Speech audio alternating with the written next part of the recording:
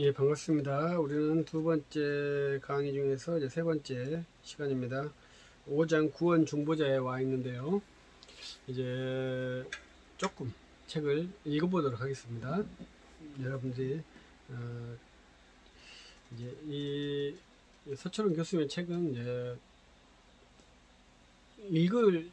소리내서 읽으면 좋은 책이에요. 아주 그래서 좋은 저수라고 생각을 합니다. 그래서 서류에서 읽은다면 상당히 좋은 훈련이 돼요. 그래서 스토리로 되어 있는 것보다도 이렇게 암기하는 식으로 되어 있어요.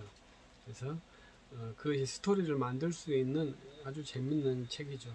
이것을 다시 요약을 해서 이것을 이제 스토리라고 쭉 늘어난 책이다, 이렇게 이해를 할 수 있겠죠.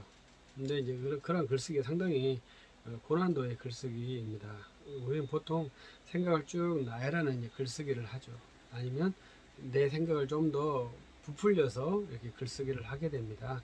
그러면 이제 그것은 읽은 사람이 압축을 해야 되잖아요. 근데 이 책은 압축이 되어 있어요.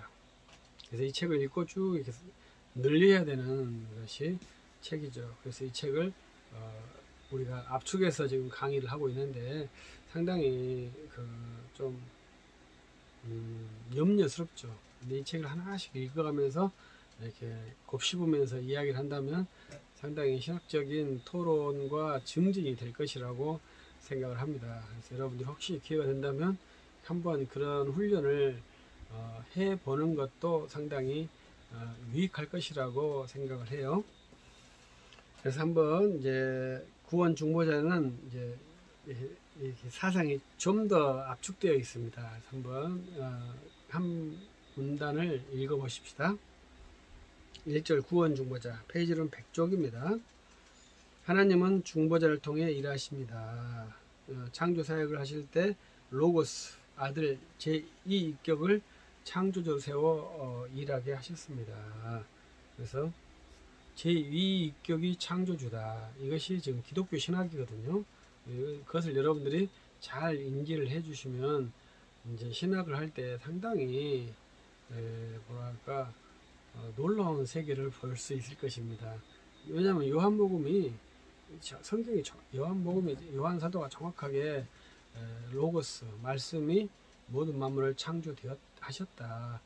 그로 말미암지 않는 만물은 존재하지 않는다. 이렇게 계시를 하고 있기 때문에 정확한 것입니다. 삼위 하나님의 사역 방식, 곧 아버지는 성령 안에서 아들을 통해서 일하십니다. 그래서 일은 아들이 하십니다. 성령을 통해서 하시지만 또 성령은 완성케 하시고 풍성케 하시는 일을 또 성령이 하시죠. 그래서 로고스가 창조를 이루심으로 그가 창조 중보자이십니다. 창조 중보자라는 개념이 서철원 교수께서 잘 사용하시는 그러한 용어예요. 그래서 모든 기독교 신학자들은 창조 중보자 개념을 갖고 있었다. 그러나 이제 창조 중보자 개념이 없는 신학자들이 있다. 그리고 이 창조를 말하지만 그 창조와 죄, 이 두 개의 가치를 엇갈려서 말한다. 이런 것이 이제 서철원 교수의 박사 논문의 주요 아이템이거든요. 그래서 우리가 기독교 신학에 아주 중요한 것은 동일한 어휘를 구사하기 때문에 동일한 개념이 있지 않다는 것을 인지하는 거예요. 그래서 우리가 예수를 말하니까 똑같은 예수가 아니다, 이렇게 인지를 하는 훈련입니다. 여호와의 증인이 우리에게 그렇게 도전을 하죠. 자기들도 예수를 믿어요. 당신들도 예수를 믿죠? 그리고 우리가 같지 않습니까? 이렇게 말할 때 그럴까? 이렇게 생각하실 수 있겠지만 그것이 우리에게 준 도전이죠. 예수를 똑같이 믿는다고 하지만 이단이 거기에서 발생한다는 거죠. 그래서 그렇군요. 예수님이 어떻게 믿습니까? 해서 그가 이단이라는 것이 알 수 있는 능력이 있다면 이제 교리 판단 능력이 있는 것이죠. 그래서 우리하고 이야기할 때 그분이 뭐 나쁜 이야기를 하겠습니까? 100% 좋은 이야기만 하죠. 그런데 거기에 이단 사설이 있다고 교회가 정죄를 한 것이죠. 그러니까 이 교리가 보통 엄격한 게 아닙니다. 그래서 우리가 굉장히 어떻게 보면 릴렉스하지만 이단들은 굉장히 질서도 정연하고 또 순종적이고 온순하잖아요. 이제 뒷모습은 잘 모르집니다만은 일단 앞으로 드러난 모습은 그래요. 근데 우리는 좀 시끄럽기도 하고 질서가 없기도 합니다. 그것이 그 이단과 싸움에서, 형식의 싸움에서 우리는 일단 졌어요. 형식의 싸움에서 지지 않도록 해야 한다가 제 기본적인 생각입니다. 그래서 우리가 선행에서 절대 타 종교나 이단에서 밀려서는 안 된다. 이렇게 말씀을 드리고 싶어요. 그래서 우리가 창조 말하니까 그것이 하나님의 창조, 또 하나님의 창조를 말해도 우리가 생각하는 하나님의 창조와 자유주의가 말하는 하나님의 창조가 같지 않아요. 그런 것들을 분별해 내는 것이 우리의 미션에 있죠. 그래서 성도들이 그러한 왜곡되고 부당한 이해를 추종하지 않도록, 추종했을 때 우리가 가르쳐서 본면에서 교정하도록 하는 것이 기독교 지도자의 일이죠.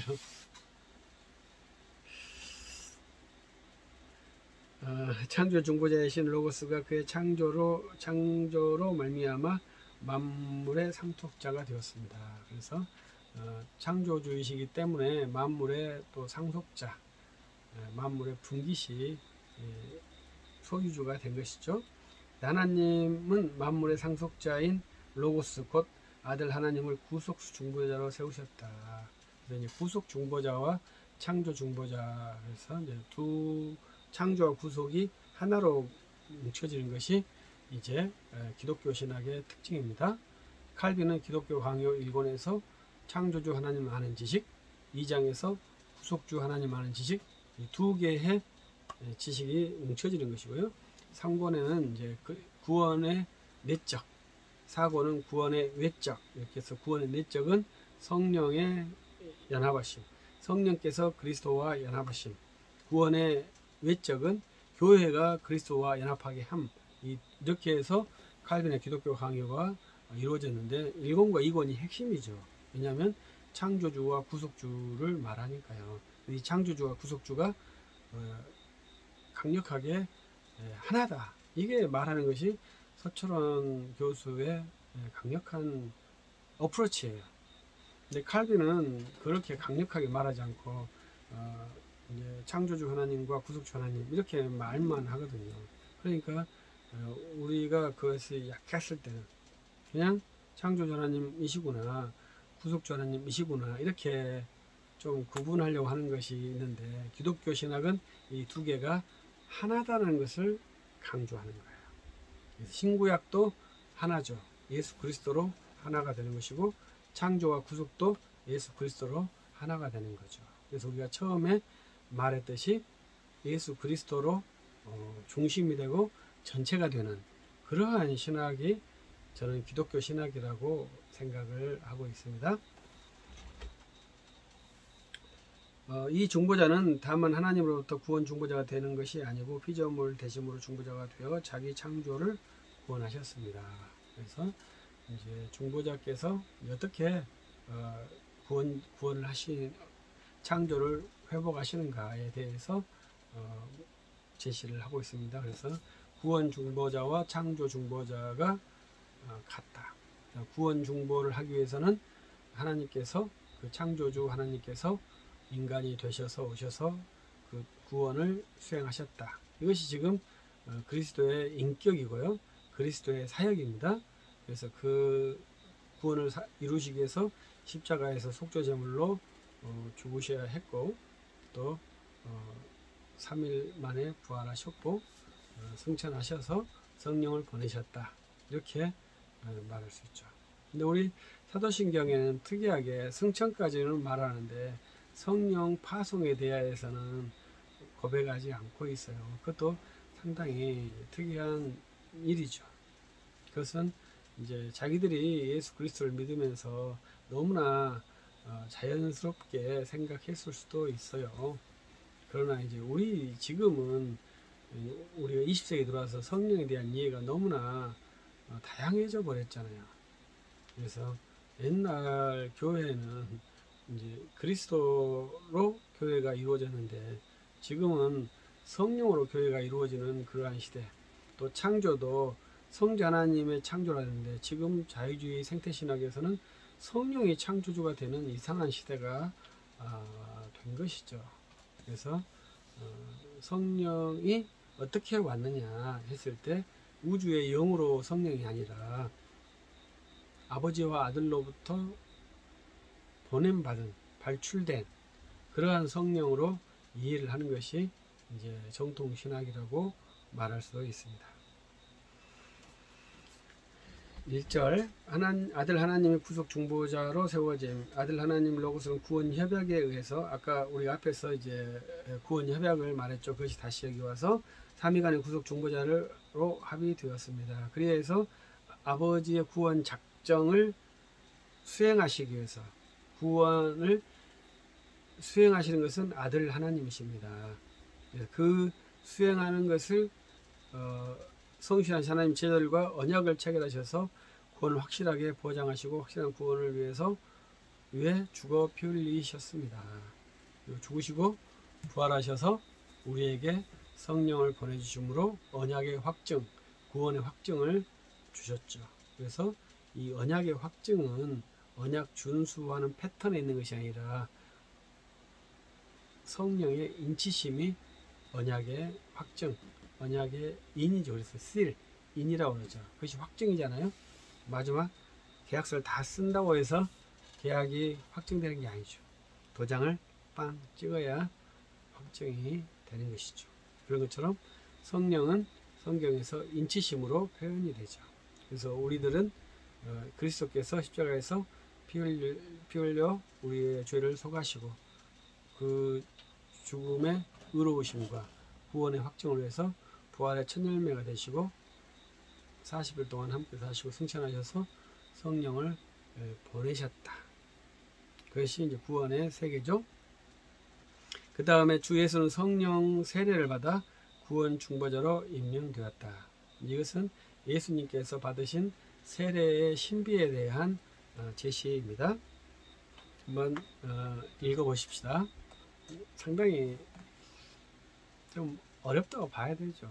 왜냐하면 예수님이 세례받으신 의미를 설명을 하니까요. 주 예수는 성령 세례 받음으로 구원 중보자 곧 그리스도 하나님의 나라의 왕으로 임명되었습니다. 예수님께서 성령 세례를 받았다 이렇게 말이죠. 그러니까 세례 요한에게 물 세례를 받았죠.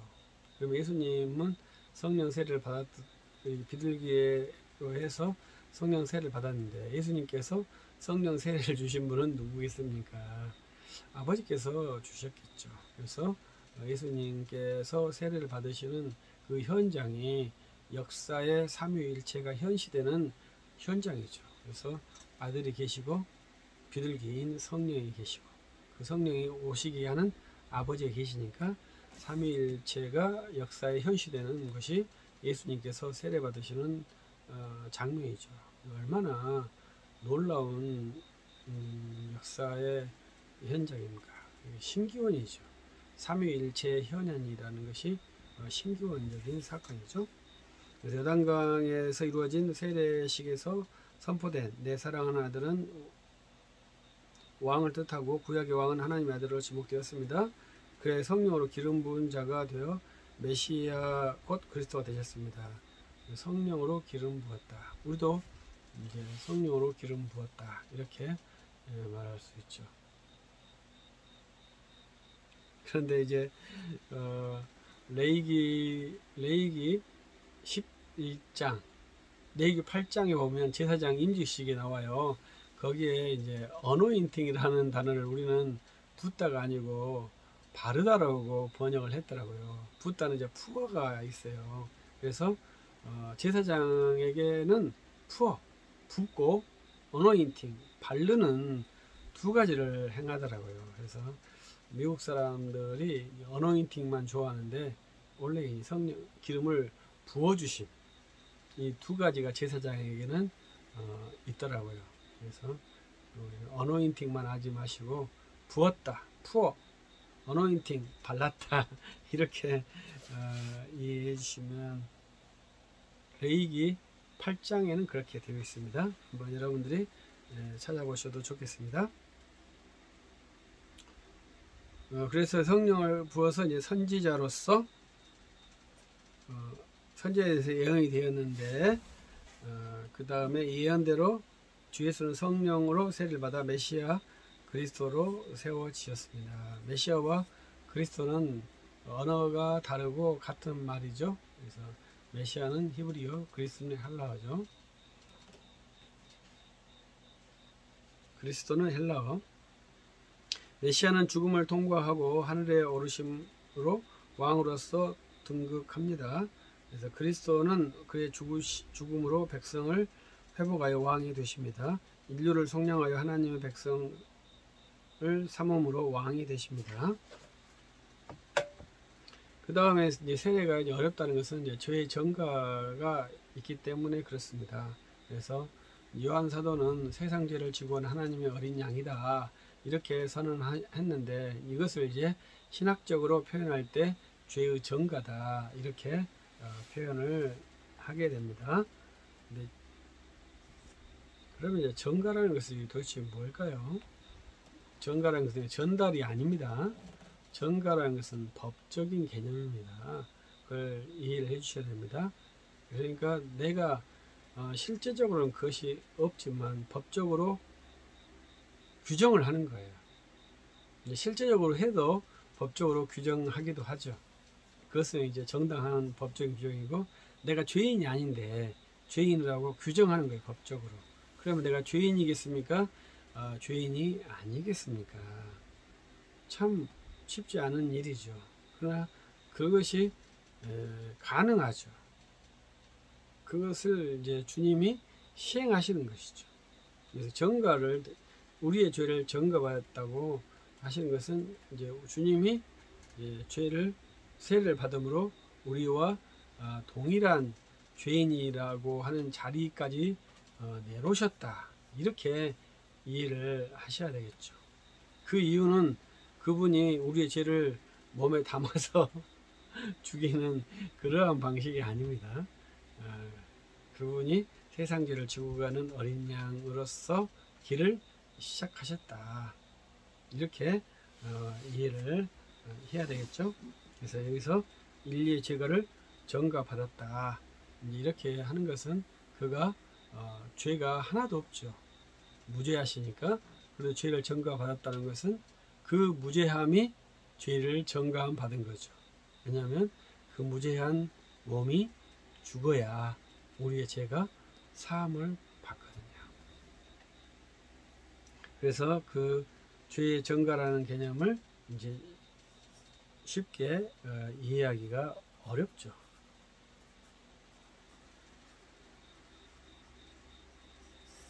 그래서 우리들이 한번 이제 또 계속 생각을 해야 돼요. 왜냐하면 이제 우리가 대리적 속죄라는 개념이 있지 않습니까? 그 개념을 비판하는 학자가 있어요.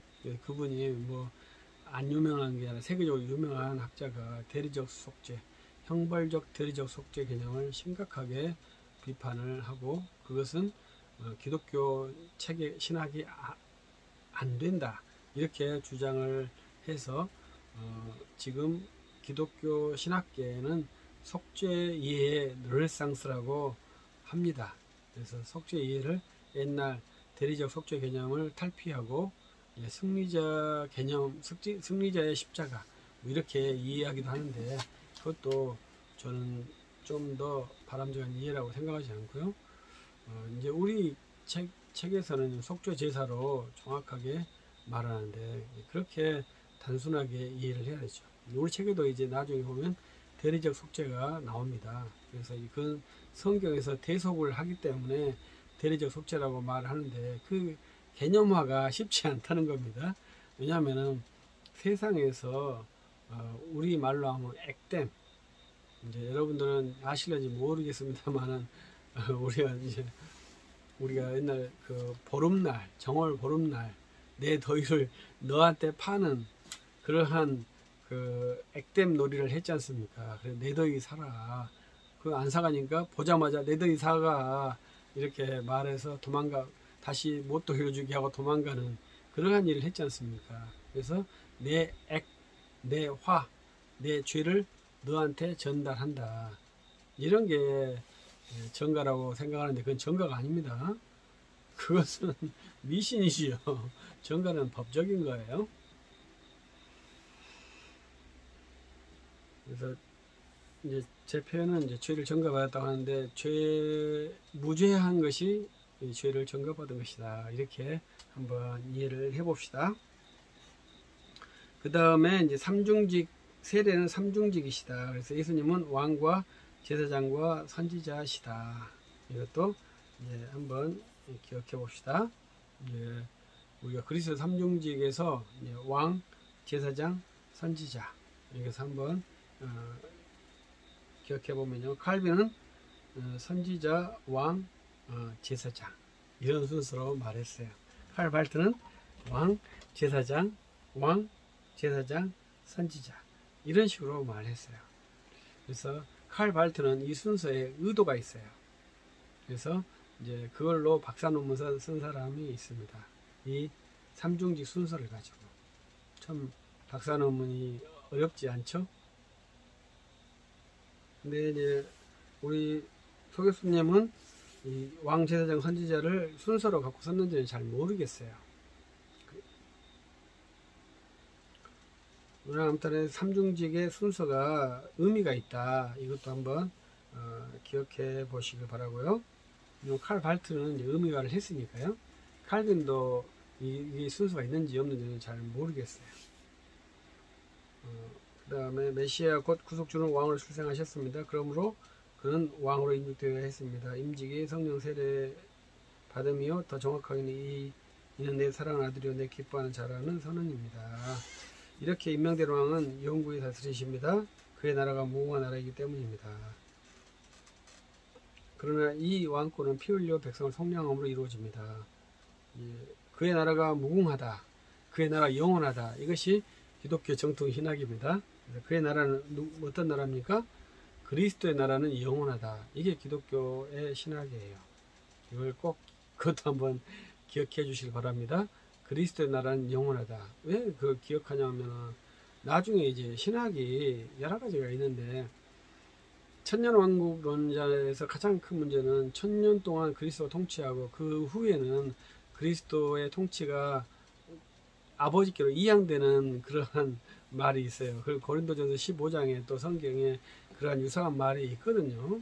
그래서 그걸 가지고 이제 말하는데 여기서는 또 성경이 두 개의 가치가 배치되면 성경이 A 본문과 B 본문이 배치된 것처럼 느껴지면 어떤 것을 선택해야 되겠습니까? 성경 하나를 버려야 되겠습니까?